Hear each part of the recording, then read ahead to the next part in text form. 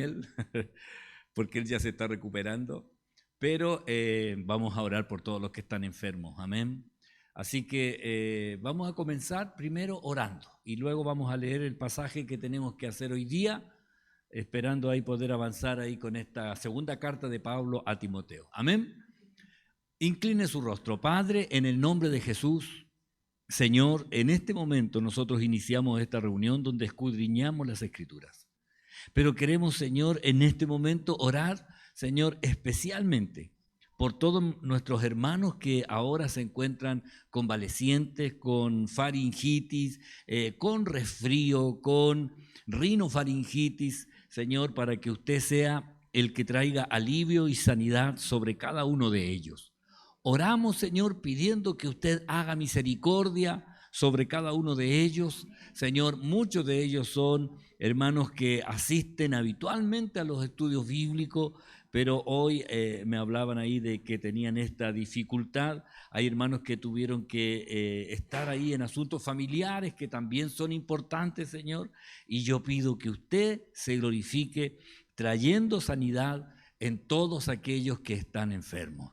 A usted, Señor, le damos la honra, la gloria y la alabanza, reconociendo que usted es Dios, que no hay otro igual a usted, y queremos, Señor, exaltar su nombre. Oramos, Señor, por el hermano Juan, que también está hospitalizado. Queremos que usted también a él le visite. Señor, los que están en recuperación postoperatoria, como la hermana Nivia, Señor, para que usted esté ahí también trayendo sanidad y alivio en estos tiempos difíciles. Queremos que usted haga la obra. También le damos gracias por su palabra y queremos que sea usted, Señor, el que ministre, nos enseñe, nos corrija, nos consuele. Gracias, Padre bueno, en el nombre de Jesús. Amén y amén. Amén. Hoy nos corresponde segunda de Timoteo, capítulo 3, desde el 13 al 17, terminando este capítulo 3, donde estamos hablando de los malos obreros, ya, los malos obreros. Recuerde que tuvimos una descripción larga de todos los que estaban en esta situación, pero hoy ya Pablo le está mostrando la gran diferencia y separación que hay entre los piadosos, ya, y los malos obreros, que hacen un gran contraste, una gran diferencia. Voy a leer, ahí está ahí en el data ya. Le doy gracias al Señor que el hermano Francisco está ahora en la transmisión, porque todos los que transmitían estaban ahí complicados de salud, pero el Señor es el que sabe cómo hace las cosas. Amén. Dice así la palabra del Señor: mas los malos hombres y los engañadores irán de mal en peor, engañando y siendo engañados. Pero persiste tú en lo que has aprendido y te persuadiste sabiendo de quién has aprendido y que desde la niñez has sabido las sagradas escrituras, las cuales te pueden hacer sabio para la salvación por la fe que es en Cristo Jesús. Toda la escritura es inspirada por Dios y útil para enseñar, para redarguir, para corregir, para instruir en justicia, a fin de que el hombre de Dios sea perfecto, enteramente preparado para toda buena obra. Amén. Damos gracias al Señor por su palabra y también gracias a la hermana Mariana que nos ayudó ahí con el sonido. Así que ustedes escuchan porque la hermana Mariana hizo ahí las conexiones. Así que gracias al Señor por eso. Oiga, la separación que hay entre los buenos obreros y los malos obreros.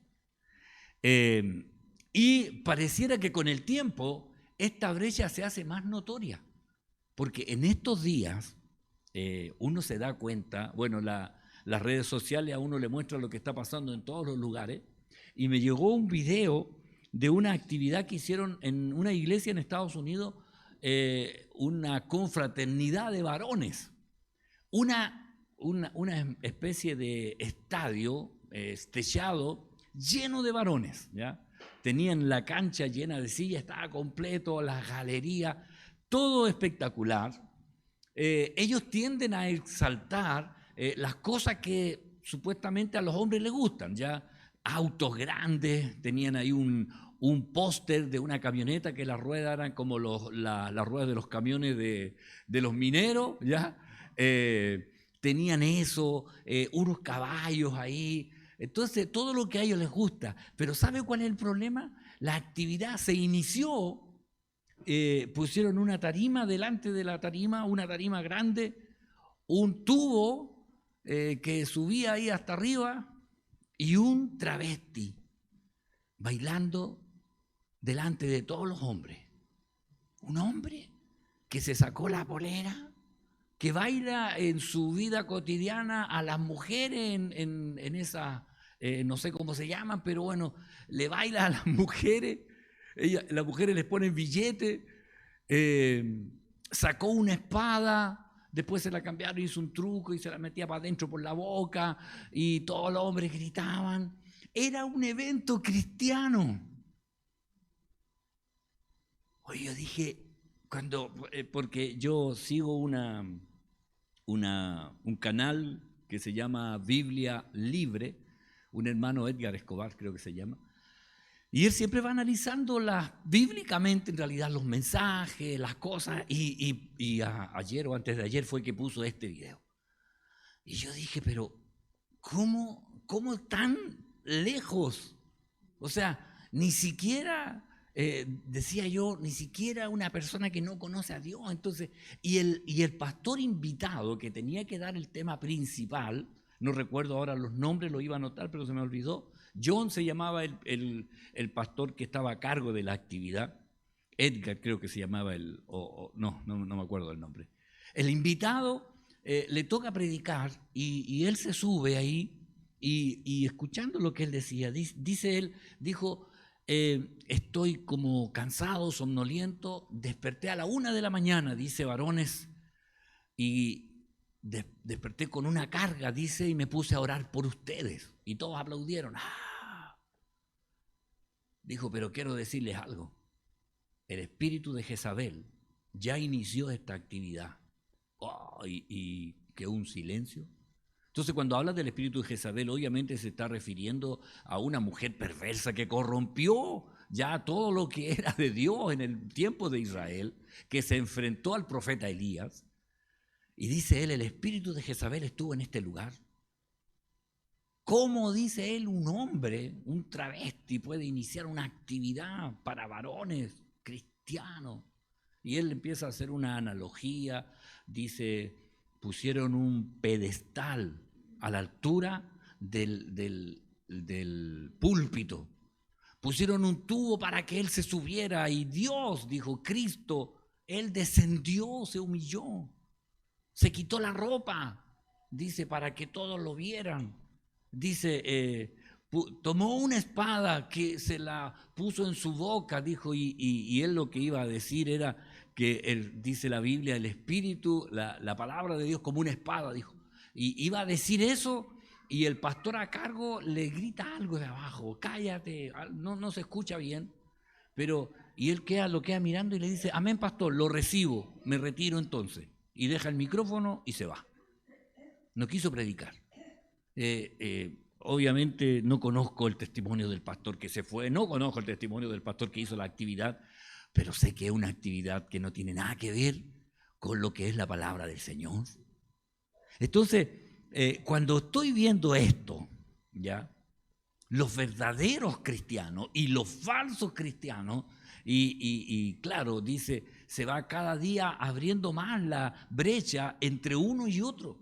Entonces uno tiene que tener cuidado con todo lo que recibe, con todo lo que hace, porque al final la iglesia está imitando al mundo en vez de que el mundo nos mira a nosotros. Nosotros, la iglesia, estoy hablando de la iglesia en general, está mirando al mundo para atraer a los varones, imitando al mundo para atraer los jóvenes a la iglesia. Entonces debe ser lo atractivo de la iglesia, lo compartían hace poco ahí, debe ser la presencia del Espíritu Santo. Debe ser la presencia del Espíritu Santo. Debe ser la manifestación de Dios. Ayer lo veíamos en los varones, el hermano que traía el mensaje, de la acción que tiene Dios en medio de su pueblo. Cómo Él actúa cuando uno va a Dios con fe. Y ahí contó el testimonio del centurión ahí que pidió por su criado. Y el Señor le habló de la fe, que no había encontrado fe así ni siquiera en Israel, pero sí en un romano. Que el Señor halle en nosotros lo que Él espera encontrar en la iglesia, hermanos. Que el Señor lo encuentre en nosotros. Fíjese, el verso 13 dice: más los malos hombres y los engañadores irán de mal en peor, engañando y siendo engañados. En la NBV, Nueva Biblia Viva, dice: pero las personas perversas y engañadoras irán de mal en peor, seguirán engañando a muchos y ellos mismos serán engañados. Recuerde algo, esta carta está escrita a Timoteo, un pastor joven que está pastoreando la iglesia de Éfeso, ¿ya? En esta iglesia está él. Y de esa iglesia de Éfeso habían salido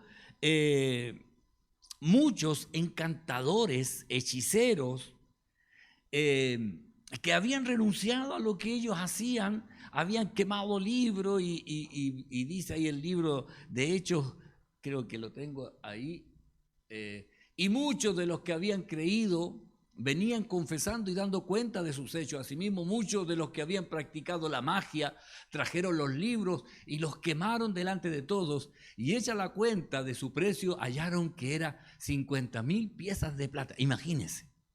Entonces, cuando llegó el evangelio a esa ciudad, muchos practicaban la hechicería, la magia, pero la palabra del Señor los confrontó, se dieron cuenta que estaban equivocados, se arrepintieron y quemaron hasta los libros y las cosas que ellos tenían. Entonces, una conversión real, pero oiga, y ahora de nuevo estaban cayendo a lo mismo, engañando y siendo engañados. ¿Y por qué dice siendo engañados? En la NBV, en Efesios 6:11 dice: vístanse de toda la armadura de Dios que les ha dado para que puedan hacer frente a los engaños astutos del diablo. En la Reina Valera dice las artimañas, pero los engaños. Entonces, el enemigo siempre va a procurar engañarnos de una u otra manera, usando cualquier artimaña para que seamos engatusados con algo diferente, buscando algo diferente. Y ahí tengamos cuidado, porque la palabra del Señor es una sola. Entonces, hay iglesias que exaltan algunas áreas, otras cosas, otras iglesias juveniles, pero, oiga, lo que debe hacer la iglesia es vivir conforme a la palabra del Señor. Y nada más. Siempre va a estar presente el peligro del pecado, de la murmuración, siempre va a estar presente porque está inherente en muchas personas. Pero la palabra del Señor nos manda a reprender, a saber discernir, a saber callar o hacer callar a aquel que está metiendo cosas en la iglesia que no son santas, Entonces debemos procurar, y los mismos hermanos de la congregación deben estar atentos, ¿ya?, a todo lo que se hace en la iglesia. Y si hay algo que considere que no está bien, de inmediato hablar con quien corresponda, ya sea el encargado del departamento, y si a lo mejor dice, no, mejor no le voy a decir, dígamelo a mí, acérquese a hablar conmigo y me dice, oye, tengo una duda respecto a algo, y ahí se aclarará. Si estamos equivocados, corregimos. ¿Por qué? Porque es muy frágil, muy delgado el hilo donde uno va transitando, y si uno se desvía un poquito, uno no se da cuenta y empieza a alejarse del propósito y después está desviado totalmente. Entonces, todos y cada uno de nosotros somos, tendría que decirle, como alguaciles, preocupados de no salirnos de la doctrina, de la palabra del Señor que nos instruye, ¿ya?, para hacer lo correcto. Amén. Hermana Marcela, ahora no tenemos micrófono inalámbrico, así que tiene que hablar fuerte. El que hable va a tener que gritar.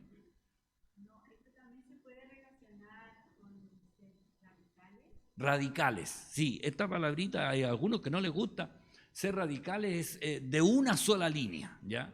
Y la hermana Marcela habla, ¿esto tiene que ver con ser radicales? Sí, debemos ser radicales respecto a lo que es la palabra del Señor, ¿ya? Y a veces somos un poco livianos, y yo me incluyo porque a veces en realidad tratando de no cometer errores, a veces uno se pone demasiado pasivo, ¿ya? Pero entendiendo que estamos viviendo los tiempos finales, tenemos que tener cuidado, amén, tener cuidado con lo que está pasando a nuestro alrededor y en los tiempos que estamos viviendo, amén. Seguimos, el verso 14 dice: pero persiste tú en lo que has aprendido y te persuadiste sabiendo de quién has aprendido, ¿ya? Pero tú, mire, esta palabra es buena, persiste, continúa, persevera. En la NTV, Nueva Traducción Viviente, dice: pero tú debes permanecer fiel a las cosas que se te han enseñado. Sabes que son verdad, porque sabes que puedes confiar en quienes te las enseñaron. ¿Y quiénes se las enseñaron a Timoteo? Nosotros sabemos ya, ¿cierto? Lo hemos visto en la primera carta. Pablo le pide que es importante que esté siempre recordando lo que le enseñaron de las Escrituras, ¿ya? Se lo transmitió, como ya les decía, su mamá, su abuela y él mismo, ¿ya? Hay textos que así lo hemos visto ya, donde en el primer capítulo, en el verso 5, le dice: trayendo a la memoria la fe no fingida que hay en ti, la cual habitó primero en tu abuela Loida, que se reunieron hoy día, y en tu madre Eunice, y estoy seguro que en ti también, ¿ya? Loida. Y esta abuela Loida encaminó a Timoteo respecto a vivir con fe, basando su vida en las Escrituras, ¿ya? Donde obviamente aparece esta palabrita que a veces nos gusta, pero a veces nos cuesta caminar en fe. En 2 de Timoteo 2:2 dice: lo que has oído de mí ante muchos testigos, esto encarga a hombres fieles que sean idóneos para enseñar también a otros. Lo que has aprendido de mí. Y aquí Pablo también se hace como que ha sido un referente para Timoteo, ¿ya? Y en esto yo debo decirle, hermanos, cada uno de nosotros, más de alguien en la congregación le está mirando, más de alguien, porque siempre hay alguien que está mirando el comportamiento de alguno de nosotros, ya sea que diga: oh, me gustaría ser como ese hermano a mí, o me gustaría ser como esa hermana. Entonces usted dirá: no, a mí nadie me mira. No, ¿sabe? Yo le digo, siempre hay alguien que está mirando, siempre hay alguien que está mirando. Y a veces usted se sorprenderá que hay gente, cuando yo he conversado con algunos que llegan ahí a la oficina, y yo le digo: pero mire, hermano, si hay hermanos que también están pasando por lo mismo. Pero ¿cómo? ¿Quién? Y le digo yo: el hermano tanto o la hermana tanto está pasando, pero a ella no se le nota lo que está viviendo, para que vea. Y dice: no, me voy a fijar más. Entonces, ¿por qué? Porque al final la congregación es la que está mostrando el caminar en Cristo. Y usted dirá: no, pero yo no soy tan bueno. Pero en algún área alguien le encuentra a usted genial. En algún área. Quizás no, porque a veces nosotros más nos fijamos en nuestros defectos, en las cosas que nos cuestan. No, es que yo no soy bueno para orar, así que no. Pero seguramente hay otras cosas que se destacan y que otras personas lo ven. Así que tenga cuidado ahí, porque, bueno, Pablo le dice: lo que has oído de mí ante muchos testigos, esto mismo, encarga a hombres fieles, ¿ya? Que sean idóneos para enseñar también a otros, y ahí encontrar a la persona que puede servir y ser útil, ¿ya? En lo que está ahí hablándole. Fíjese, en el verso 15 dice, y sigue hablándole respecto a lo que él ha aprendido, ¿ya? Y que desde la niñez has sabido las sagradas escrituras, las cuales te pueden hacer sabio para la salvación por la fe que es en Cristo Jesús. Aquí Pablo se preocupa de enfatizar, le habla de la Sagrada Escritura. Ahora, primero, Timoteo no tenía el Nuevo Testamento, ¿ya? Él solamente tenía el Antiguo Testamento. El Nuevo Testamento, aunque esta segunda carta de Pablo a Timoteo es una de las últimas que escribió Pablo. Después ya vendría el momento que él partiría. Pero aún así, lo que Timoteo había recibido desde la niñez, desde pequeño, son las Sagradas Escrituras. Y por eso le dice, desde la niñez has sabido las Sagradas Escrituras, y le habla las cuales te pueden hacer sabio. Recuerde que estamos los días martes hablando de los proverbios y habla de la importancia de la sabiduría, ¿ya? Te pueden hacer sabio para la salvación. Y uno diría, la Sagrada Escritura, pero al tiro, de inmediato le dice, la salvación por la fe que es en Cristo Jesús. ¿Por qué? Porque los judíos prácticamente enseñaban la salvación de acuerdo a las cosas que hacían externamente, sacrificios, rituales, guardar días de reposo, días de fiesta, días de luna llena y todas esas cosas. Pero Pablo le dice de inmediato a Timoteo, la salvación que es por la fe en Cristo Jesús, nada más, ¿ya? Y esto es lo que nosotros también debemos enseñar.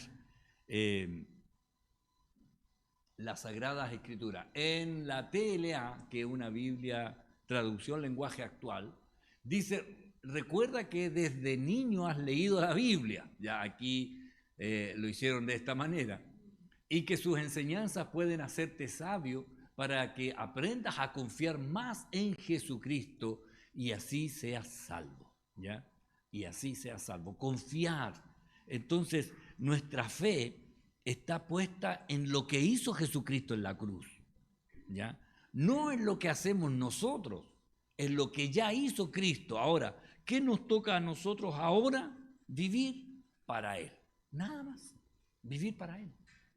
Es como ahora tenemos que subirnos a la micro, ¿ya? Donde va manejando el Señor. Él cumple la ley, nosotros vamos con Él. Él es nuestro piloto, Él es nuestro gobernador, Él es nuestro Señor, Él es quien nos guía. Él es, entonces, solamente en Cristo.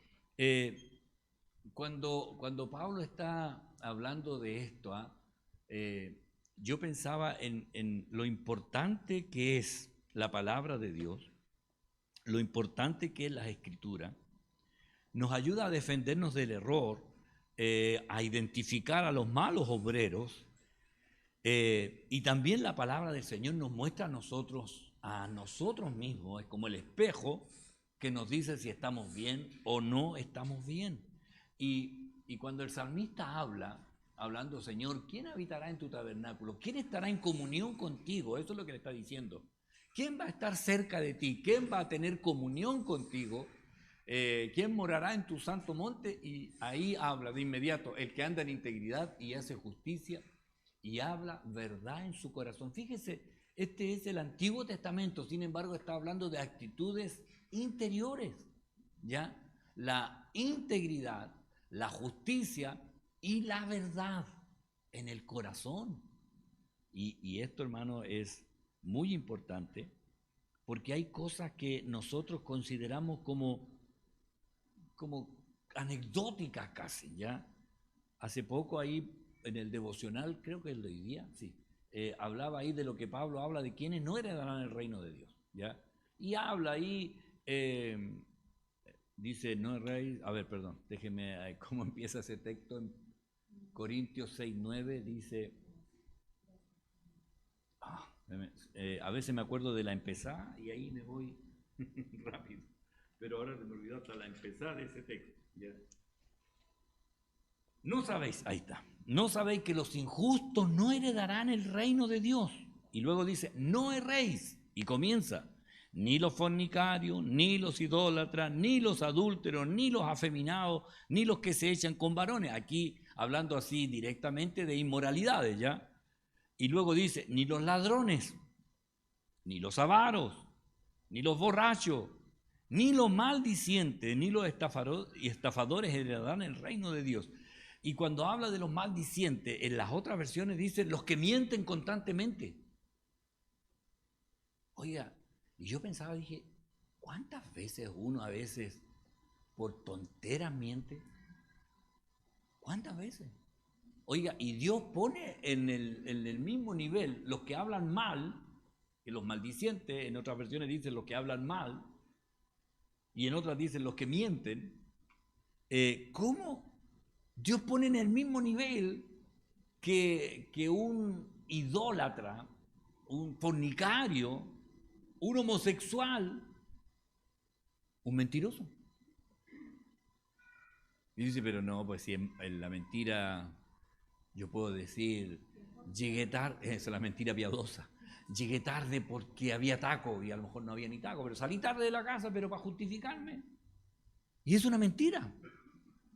Quizás dirá, pero no le hace daño a nadie, pero le hace daño al que miente, porque le va bajando la marca, ¿me entiende? Entonces la palabra del Señor dice que tú sí sea sí, tú no sea no, y lo que de más se dice es pecado, o tiende a ser por causa de pecado.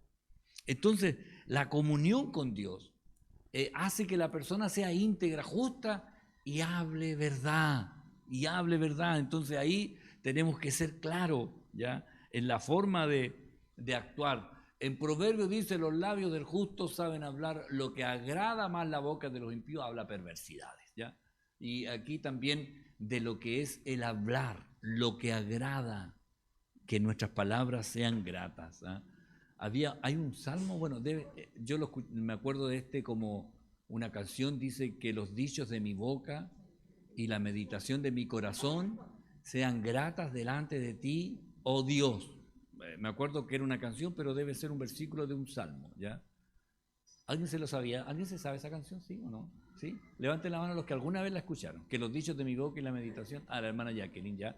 La hermana Irene, ya. Es una canción antigua. Debo reconocerlo, ¿ya? Pero hablaba de lo que uno debe ser, ¿ya? El 16 dice, y aquí viene, toda la escritura es inspirada por Dios y útil para enseñar, para redarguir, para corregir, para instruir en justicia. Pablo le está diciendo a Timoteo, toda la escritura, no alguna, no parte nomás. Toda la escritura, dice la NTV, es inspirada por Dios y es útil para enseñarnos lo que es verdad, para hacernos ver lo que está mal en nuestra vida, nos corrige cuando estamos equivocados y nos enseña a hacer lo correcto. Qué importante es la palabra del Señor. Oiga, es demasiado importante para los que queremos agradar al Señor, y creo que cada uno de nosotros debe estar en eso. Y aquí nos le está diciendo no solo el Antiguo Testamento, con el cual fue instruido Timoteo, porque esta, como es la última carta, le decía yo delante, escrita por Pablo, ya prácticamente casi todo el Nuevo Testamento estaba escrito, inspirado por Dios. Recuerde, no son los escritores los inspirados, ¿ya? Es la escritura, y aquí dice, toda la escritura es inspirada. No son los hombres que recibió una inspiración Juan para... No. Y la inspiración es, en pocas palabras, soplada por Dios. No es que cuando usted hacía las pruebas y alguien le soplaba. No, eso no es inspiración, ¿ya? Es cuando usted infla un globo, ¿cierto? Y el aire que estaba en usted está dentro de ahí. Entonces es como que Dios en estos hizo eso. No les dictó palabra por palabra, ¿ya? Por tanto, todo lo soporto, no. Sino que puso el pensamiento respetando la cultura, la forma de decirlo, hasta el idioma. Hay 3 idiomas en la Biblia escritos, así que cada uno de ellos, y el Señor conoce todos los idiomas. Oiga, esa es la parte buena. Conoce todo y sabe hasta lo que nosotros decimos. Yo siempre, el conflicto que siempre tenía yo era cuando hablábamos del pololeo, ¿ya? Y muchos pastores decían, esa palabra no existe en la Biblia existe el noviazgo, el desposorio, y no me acuerdo cuál más. Entonces cuando hay iglesias que dicen, entonces, bueno, tengo algunos familiares, sí, él está en desposorio. Y claro, y hay una hermana mía que mira así como diciendo, ¿qué onda? ¿Qué le pasa? ¿Está depositando? ¿Qué? Y yo le digo, está pololeando. Está pololeando. Entonces, en el idioma nuestro, claro. Entonces yo la otra vez les conté cuando el Señor le dijo a mi esposa, nosotros éramos amigos, ¿ya? Yo estaba orando ahí en el mariscaero de Playa Ancha para allá, para el cuarto sector, diciéndole, Señor, ¿me declaro o no me declaro? ¿Qué hago? ¿Ya? Estaba en ese conflicto, que era para mí el conflicto más grande del apocalipsis de mi vida. Y yo orando, y el Señor, y yo le decía, Señor, no quiero ser un estorbo, porque estábamos en el instituto bíblico en el primer año los dos. Entonces yo le decía, Señor, yo no quiero ser un estorbo en la vida de ella, a lo mejor ella tiene un ministerio, y yo no, yo quiero ser solamente maestro de escuela dominical, era la verdad.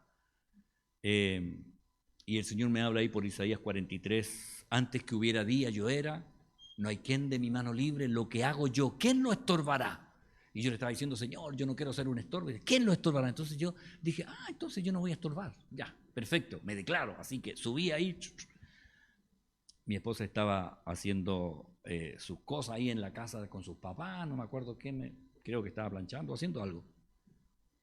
Y mientras está en eso, el Señor le habla y le dice, ¿qué harías tú si Él te pide pololeo? Y ahora me doy cuenta que ella estaba pensando en mí. No lo había considerado hasta este momento. El Señor le habla y le dice, ¿qué harías tú si Él te pide pololeo? Y ella dice que, como que dice, Señor, no sé. Y quedó ahí. Pasan 3 minutos y suena el teléfono. Era yo. Le digo, Nancy, te necesito, baja.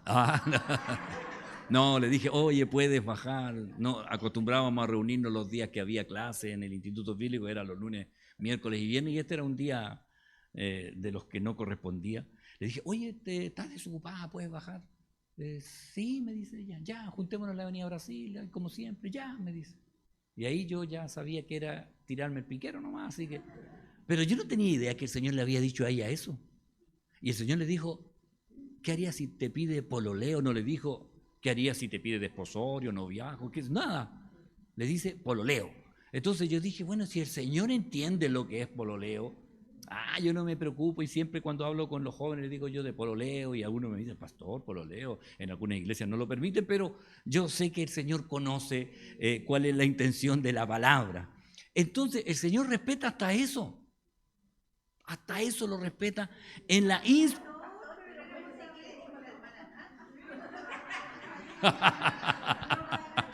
¿Quieren saber qué dijo? Es obvio que el próximo jueves, dicen los hermanos de atrás. No, es obvio que dijo que sí, si ella quería que yo le... Estaba totalmente enamorada de mí, pero no quiero contar eso, hermana, ya. Bueno, sí, yo me declaré ahí en la banca, cada vez que paso por ahí me acuerdo, en esa banca, en ese banco ahí de la avenida Brasil, y ahí comenzamos, pololeamos 1 año 3 meses, nos casamos, tenemos 3 hijos, 5 nietos, pero nada de eso me lo dijo el Señor antes, hasta que estuviera ahí en eso, ¿ya? Así que Dios sopló en ellos, y la inspiración es la presencia de Dios dentro de ellos, poniendo el pensamiento y respetando la forma de escribir. Oiga, Pablo escribía, hay pasajes en las escrituras que dice, esto manda, no yo, sino el Señor, dice. Y ahí Pablo hace una separación, o sea, yo ahora estoy diciendo algo, pero aún eso que él decía era como cosa mía, también es inspirado, ¿me entiende? Porque toda la escritura, entonces cuando Pablo decía, esto mando, no yo, sino el Señor, y hay veces que dice, esto mando yo, ¿ya? Y eso también era mandato del Señor, porque el Señor pone eso en el corazón, en el interior del hombre. Recuerde, no son los escritores los inspirados, la escritura es inspirada. Hay textos que lo corroboran, como 2 de Pedro 1, 20, 21, entendiendo primero esto, que ninguna profecía de la Escritura es de interpretación privada, porque nunca la profecía fue traída por voluntad humana, sino que los santos hombres de Dios hablaron siendo inspirados por el Espíritu Santo. Inspirados por el Espíritu Santo. Entonces, y en la 1 de Pedro los profetas que profetizaron de la gracia destinada a vosotros, los gentiles, inquirieron diligentemente e indagaron acerca de esta salvación. Los profetas que profetizaron de la gracia destinada a vosotros, y ahí Pedro está hablando de los del Antiguo Testamento. Isaías, Jeremías, todos ellos, ¿ya?, que hablaron de esto maravilloso que viviríamos nosotros, inspirados por Dios. Entonces, toda la Escritura, desde el Génesis hasta el Apocalipsis, apuntan a un solo personaje, a Jesucristo. No hay más, es el personaje principal, central de todo. Hay gente que dice, no, el Antiguo Testamento es la historia de Israel, es el anuncio de Cristo. Es el anuncio de Cristo. Claro que está reflejada la historia de Israel, están los reyes, las crónicas, están los salmos en la parte poética, pero también están las profecías, ¿ya? Entonces, pero todo apunta a Cristo, y esta palabra es la que enseña, redarguye, corrige e instruye en justicia. Mire, enseña quiere decir imparte conocimiento relacionado con la revelación de Dios. Imparte conocimiento, nos enseña a conocer a este Dios que se mostró a nosotros. Nos enseña, nos imparte conocimiento. Redarguye, convence a alguien que está obrando mal. La palabra del Señor nos convence de nuestras malas acciones. Nos convence. O sea, oiga, ¿cómo seremos de duros que tiene que convencernos? ¿Ya? Nos cuesta a veces aceptarlo, convencer a alguien que está obrando mal. Esto no es que la persona tenga que, a veces cuando predicamos nosotros decimos, para que se convenza de que es pecador, ¿ya? Pero esta conversión o este convencimiento que lo va a llevar a la conversión, lo hace el Espíritu Santo, no nosotros. ¿Entiendes? Nosotros no somos los que tenemos que decirle, oye, tú con él estás fumando y eso es malo, es pecado, tú tienes que entender que eso no. Ese producto del pecado que está en él. Entonces muchas cosas de lo que la gente hace es producto de lo que está en el corazón del hombre, que es el pecado. ¿Ya? Por eso hacen lo que hacen. Ahora, ¿quién los convence? Es el Espíritu Santo. ¿Ya? Es el Espíritu Santo, porque puede estar una persona ahí en una piscina que tiene 5 metros de profundidad y usted le puede decir, oye, eso es peligroso, te puedes ahogar, ¿ya? ¿Me entiendes que te puedes ahogar? ¿Entiendes? Y sí. Entonces, ¿entendiste que puedes ahogarte, que puedes morir? Sí. Y ahí le decimos, si lo entiendes, entonces ahora pídele ayuda al Señor para que te saques de la piscina. Y la persona dice, no, pero yo, controlo esto. Ahora, ¿cuándo la persona pide ayuda? Cuando se hunde en la piscina. ¿Qué hace el Señor? Le hace ver que se va a hundir. Y ahí la persona, cuando empieza a hundirse 5 metros para abajo y no puede respirar, se asoma y dice, ayuda. Ahí se convenció realmente que la piscina era peligrosa. Esa parte la hace el Espíritu Santo. Nosotros podemos decirle, oye, es peligroso, te puede dar un calambre estomacal y todo eso, pero la persona mientras esté, dice, no, si yo esto lo controlo. ¿Y cuántas veces usted no le ha dicho a alguien, oye, es que tú vas por un mal camino, eso te hace daño? Dice, no, pero esto a mí no me controla, yo lo controlo. Y uno sabe que no es así. ¿Por qué? Porque no se ha hundido. Entonces, deberíamos ser los que ahí agarran y lo hunden para que pida ayuda. Pero eso lo hace el Señor. Esa parte la hace el Señor. Entonces, llega, usted a veces predica y la persona no. Y de repente pasan 3 o 4 años y llega y dice, oye, me convertí. Y uno dice, bueno, ¿y por qué? Y ahí dice, no, ya que pasé por un problema, qué sé yo, una angustia, una depresión, una enfermedad, a alguien le pasó algo y ahí me di cuenta que necesitaba al Señor. Y uno dice, y yo tuve tanto que hablé y le hablé y le hablé y nunca, pero a veces un pequeño detalle. Puede andar en la calle a lo mejor amargado porque está con un problema que no sabe, se acerca a un hermano y le dice, Dios te ama y te quiere ayudar. Y él dice, sí, lo necesito ahora, me siento que estoy lejos de Dios. Y la persona le hace la oración y usted le dijo todo el Antiguo Testamento y usted le habló de todo y nunca le hicieron caso. Y usted dice, soy un fracaso. Pero Dios siempre está obrando. La palabra nunca vuelve vacía. Siempre produce para lo que está destinado. Entonces, redarguye, convence. Corregir. Corregir es enderezar lo torcido. Nada más. El Señor endereza lo torcido. ¿Cuántos torcidos estábamos aquí, cierto? El Señor nomás nos enderezó. Él lo hizo, Él nos enderezó. Instruir es educar, entrenar usando la disciplina necesaria. Instruir es lo que los padres deben hacer a los hijos. Educar, entrenar usando la disciplina necesaria. El martes hablamos ahí de lo que era el castigo físico, ¿cierto? Instruir en justicia es la justicia cumplida y practicada, el testimonio, ¿ya? El testimonio también es muy importante en esto de lo que le está hablando Pablo a Timoteo. Entonces, enseña, redarguye, corrige e instruye en justicia. Seguimos.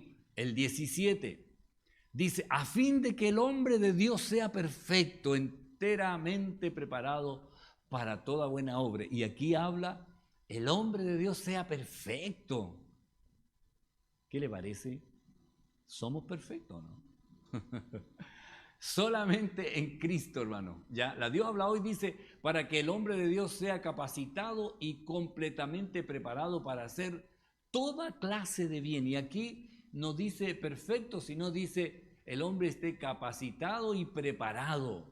Capacitado y preparado. Entonces, si yo estoy capacitado y preparado para hacer lo correcto, debo ejercerlo en algún momento. Y ahí voy a estar haciendo la perfecta voluntad de Dios, la perfecta voluntad de Dios. En Juan 5:39, recuerde que Pablo le está hablando de la Escritura a Timoteo. Jesús dijo, escudriñad las Escrituras, porque a vosotros os parece que en ellas tenéis la vida eterna, y ellas son las que dan testimonio de mí. Yo siempre tomé este versículo como un mandato que el Señor le daba. La verdad es que le está hablando a los fariseos, ¿ya? A los que no querían creer, le está diciendo estas cosas. Y después yo entendí que el Señor dijo una especie de, entre comillas, no sé cómo decirlo, pero es como una ironía, ¿ya? ¿Por qué? Miren, las traducciones más modernas dice, ustedes, le dice a los fariseos, ustedes estudian las Escrituras con mucho cuidado porque piensan que las Escrituras les darán vida eterna, pero esas mismas Escrituras son las que dan testimonio de mí. Ellos escudriñaban la Escritura, que era el Antiguo Testamento, ¿ya? Y él les está diciendo, ustedes escudriñan la Escritura porque están buscando algo. Y eso que están buscando soy yo, les dice. ¿Me entiende? Por eso, ustedes cuando escudriñan la Escritura están buscando algo, están buscando, piensan que las Escrituras les darán vida eterna. Le dice, pero las Escrituras están hablando de mí, les dice. Y ellos no querían aceptarlo a él. Entonces era como una contradicción. Cuando usted llegue a su casa, busque este texto, Juan 5:39, en el computador, métase a Google, ponga Juan 5:39 y ponga al lado todas las versiones. Le va a salir la primera página, la primera le va a salir Bible Widely, algo así, dice, y salen todas las versiones. Y en todas ellas muestran que el Señor les dice eso. Ustedes estudian la Biblia y no saben nada. La Biblia habla de mí. Y ustedes no me quieren reconocer ni aceptar. ¿Me entiende? Esa es la idea, ¿ya? Para que ustedes lo sepan. En